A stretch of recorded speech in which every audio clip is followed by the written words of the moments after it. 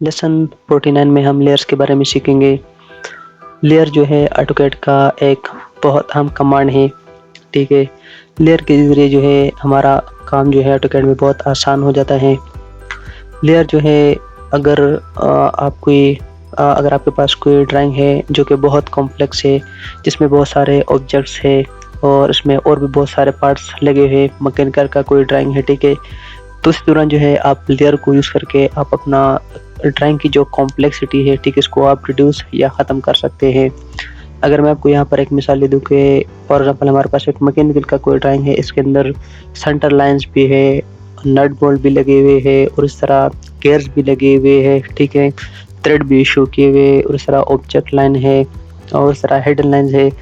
तो ये जो जितने भी इसके अंदर ऑब्जेक्ट है, इसको हम एक लेयर में नहीं बना सकते, क्योंकि अगर हम इसको एक लेयर में बनाएंगे तो फिर ड्राइंग को बनाना और इसको समझना और दूसरों को समझाना थोड़ा सा मुश्किल हो जाता है। तो इसके लिए हमारे पास जो है लेयर एक बहुत अच्छा ऑप्शन है, ठीक है। ऑटोकैड में लेयर को हम यूज़ करके हम जो ड्राइंग बनाने का जो प्रोसेस है, इसको हम आसान बना सकते हैं। सो लेयर जो है फॉर एग्जांपल अगर हम नट बोल्ट जो है इसको हम इसके लिए हम अलग लेयर बना सकते हैं। सेंटर लाइन जो है इसके लिए हम अलग लेयर बना सकते हैं और इस तरह ऑब्जेक्ट जो लेयर है इस तरह इसके लिए हम अलग लेयर बना सकते हैं और इस तरह हेजिंग के लिए अलग लेयर बना सकते हैं। सो इस तरह हम अलग अलग लेयर बना के और उसको अलग अलग नाम, अलग अलग कलर, उस तरह अलग अलग जो है लाइन वेट, लाइन टाइप दे के फिर इसके बाद जो है जो ड्राइंग को समझना और ड्राइंग को बनाना आसान हो जाते हैं। तो चलिए आज के लेसन की तरफ चलते हैं और देखते हैं कि आज के लेसन में हम क्या सीखने वाले हैं। चूँकि लेयर जो है ये एक ब्रॉड टॉपिक है ऑटोकैड के अंदर, ठीक है, इसको हम एक वीडियो में कवर अप नहीं कर सकते। तो हमने डिसाइड किया कि लेयर जो है इसको हम पार्ट्स में बनाएंगे, ठीक है। तो लेसन 49 की पार्ट 1 में हम लेयर की जो इंट्रोडक्शन है इसके बारे में हम पढ़ेंगे और उसके बाद लेयर की जो कॉन्सेप्ट है इसके बारे में हम पढ़ेंगे। तो चलिए इंट्रोडक्शन की तरफ चलते हैं। Introduction in this video we will learn about layer. इस वीडियो में हम लेयर्स के बारे में पढ़ेंगे, ठीक है। This video content a detailed description of how to set up and use layers in AutoCAD. इस वीडियो में हम डिटेल से बात करने वाले हैं कि हम ऑटोकैड में लेयर को किस तरह यूज़ कर सकते हैं, ठीक है, और जो लेयर की जो सेटअप है वो हम ऑटोकैड में किस तरह कर सकते हैं। इंट्रोडक्शन के बाद जो है कंसेप्ट है, ठीक है। Concept of layer. तो concept of layer we can best understand and explain through the concept of overlay. जो अगर हम लेयर की जो कॉन्सेप्ट है इसको अगर हम समझना चाहते हैं तो ओवरले की जो कॉन्सेप्ट है इसको अगर हम सामने रख के समझने की कोशिश करें तो हम अच्छी तरह से लेयर की कॉन्सेप्ट को हम समझ सकते हैं। Which is used in manual drafting. पहले ज़माने में जो है मैनुअल ड्राफ्टिंग होती थी, ठीक है, हाथों से ड्राइंग बनती थी, इसमें ओवरले यूज़ होता था, ठीक है। And manual drafting different detail drawn and different sheet of paper या overlays after each overlay perfectly aligned with each other। Manual drafting में यूँ होता था कि अगर मैं आपको यहाँ पर ये जो सेंटेंसेस लिखे उसको समझाने की कोशिश करूँ कि फॉर एग्जाम्पल हमारे पास एक नट बोल्ट, ठीक है, इसके अंदर जो है सेक्शन भी है, हेजिंग भी है, डायमेंशंस भी है, उस तरह सेंटर लाइन भी है, ऑब्जेक्ट लाइन भी है, हिडन लाइंस भी है।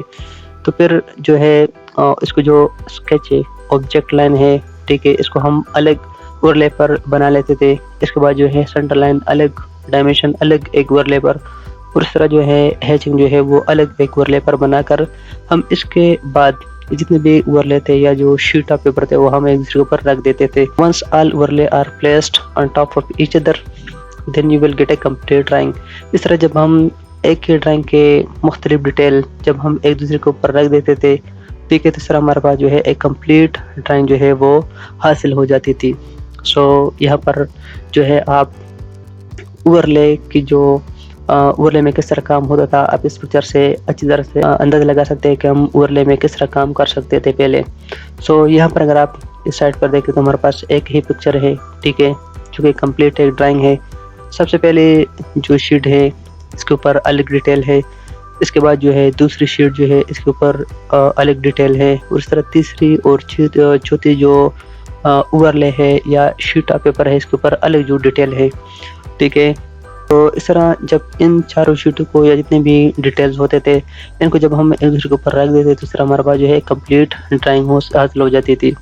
ठीक है, अगर फॉर एग्जांपल यहाँ पर मैं अगर ये बात भी ऐड कर दूँ, अगर हम डायमेंशन वाली जो शीट है, अगर हम चाहते थे कि हम डायमेंशन को शो करना नहीं चाहते हैं, ठीक है, तो उसके बाद जिस शीट के ऊपर हमने डायमेंशन ट्रैक किए हुए, ठीक है, इसको हम हटा लेते थे, तो इस तरह हमारे पास जो है वो डायमेंशन हट जाते थे।